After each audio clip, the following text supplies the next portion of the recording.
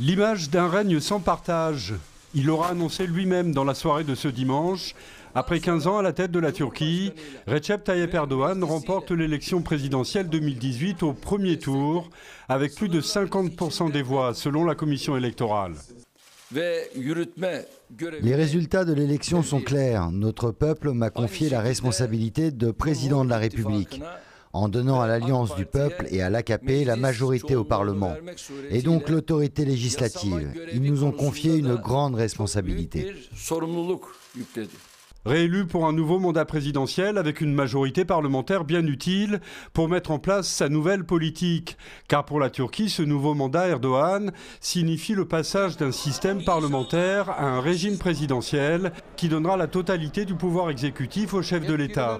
Une nouvelle politique dénoncée par l'opposition social-démocrate, dont le candidat Muharrem İnce, qui réaliserait plus de 30% des voix, réclame un second tour.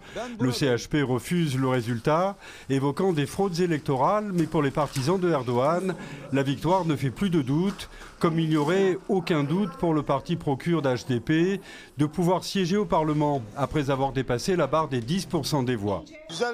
C'est un sentiment génial. Nous avons remporté cette victoire malgré la répression, la violence et les médias. Nous sommes très heureux. Merci à notre peuple d'avoir montré une résistance honorable. À 64 ans, si populaire et puissant soit-il dans son pays, Recep Tayyip Erdoğan a aussi été rattrapé pendant cette campagne électorale par la dégradation de la situation économique en Turquie, un paramètre qui aura permis un sursaut de l'opposition pendant la campagne électorale.